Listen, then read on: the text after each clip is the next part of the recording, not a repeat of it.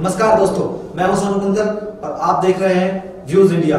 2019 का चुनावी बिगुल बज चुका है। प्रधानमंत्री मोदी ने भी अपने 2019 का चुनावी अभियान शुरू कर दिया है। हाल ही में गुरदासपुर में मोदी जी ने चुनावी सभा की और अब 10 तारीख को आगरा में भी नरेंद्र मोदी सभा करने वाले हैं और इसी क्रम में अन्य पार्टियां भी पीछे नहीं है। सभी अपनी तैयारियों में जोरों से लगे हुए हैं, लेकिन जो खबर हम आपको इस वीडियो में देने जा रहे हैं उसके लिए हमें पिछले साल में झांकना पड़ेगा। पिछले साल गोरखपुर और फूलपुर की लोकसभा सीटों पर उपचुनाव हुए और भाजपा सपा और बसपा के गठबंधन के आगे कहीं नहीं टिक पाई।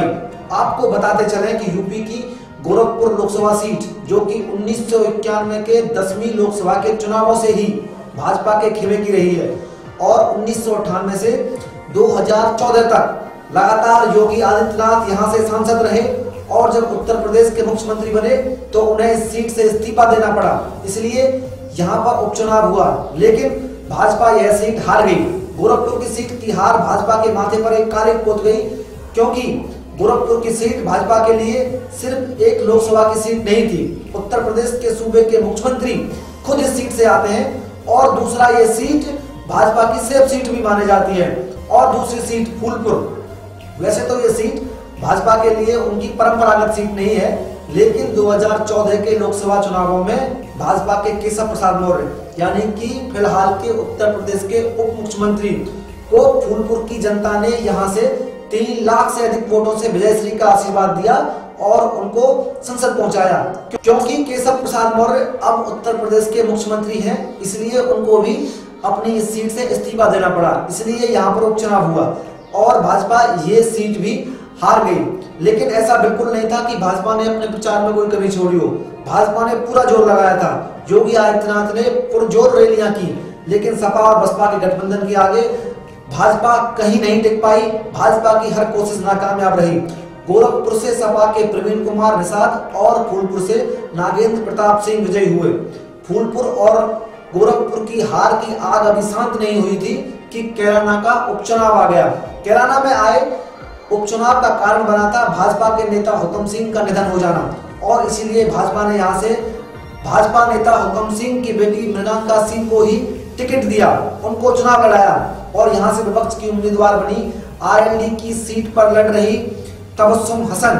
भाजपा ने इस सीट को जीतने के लिए एडी और चोटी का जोर लगा दिया, लेकिन फिर भी भाजपा इस सीट को नहीं जीत पाई और जीत हासिल हुई आरएलडी की प्रत्याशी तबस्सुम हसन को और भाजपा को एक तगड़ा झटका लगा। इन तीनों सीटों पर गठबंधन ने भाजपा को धूल चटा दी और उसके बाद गठबंधन ने कर्नाटक में सरकार बनाकर एक बार फिर से भाजपा को ठेंगा दिखाया, जिसके चलते भाजपा के खेमे में निश्चित रूप से 2019 के चुनावों को लेकर महागठबंधन के बनने को लेकर डर का माहौल बन गया। लेकिन ये सब बात तो आप पहले से जानते हैं। अब हम आपको वो बात बताते हैं जिसके लिए आज हम ये वीडियो शूट कर रहे हैं। दरअसल खबर आ रही है कि कल शाम यानी कि 4 जनवरी को उत्तर प्रदेश में सपा और बसपा का गठबंधन हो गया है और सीटों का बंटवारा भी कर लिया गया है। इसमें दोनों पार्टियों ने 37 सीटों पर अपने अपने प्रत्याशी खड़ा करने का मन बनाया है और बताया जा रहा है कि पार्टियों ने अपनी सीटें बराबर इसीलिए रखी हैं ताकि आपस में कोई मतभेद ना हो, कोई विवाद ना हो। संभावना है कि 2 सीटों पर राष्ट्रीय लोकदल के प्रत्याशी उतारे जाएंगे, एक सीट पर जयंत चौधरी और एक सीट पर चौधरी अजीत सिंह। 2 सीटें महागठबंधन के अन्य साथियों के लिए छोड़ दी गई हैं और 2 सीटें कांग्रेस के लिए छोड़ दी गई हैं, एक सीट अमेठी की और एक सीट रायबरेली की, जहां से अमेठी से राहुल गांधी और रायबरेली से सोनिया गांधी चुनाव लड़ेंगी। इस तरह से उत्तर प्रदेश की कुल 80 सीटों पर बंटवारे की बात सामने आई है।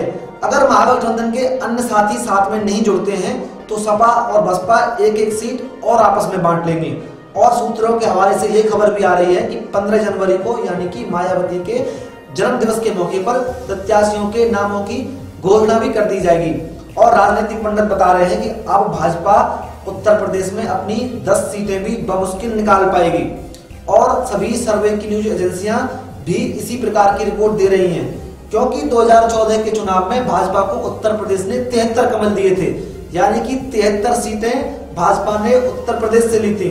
तो अब देखना यह है कि भाजपा के राष्ट्रीय अध्यक्ष अमित शाह इस गठबंधन के चक्रव्यूह को तोड़ने के लिए किस अस्त्र का प्रयोग करते हैं और किस अस्त्र के सहारे एक बार फिर से नरेंद्र मोदी को प्रधान सेवक बनाते हैं। धन्यवाद। अगर आपको ये वीडियो पसंद आई तो हमारे चैनल को सब्सक्राइब करें, हमारी वीडियो को लाइक करें, अपने यारों, रिश्तेदारों और मित्रों में हमारी वीडियो को शेयर करें और बेल आइकन दबाना बिल्कुल ना भूलें, ताकि जब भी हमारी अगली वीडियो आए तो सबसे पहले आपको पता लग सके। कैमरामैन योगेश चौहान के साथ सोनू कुंतल। धन्यवाद।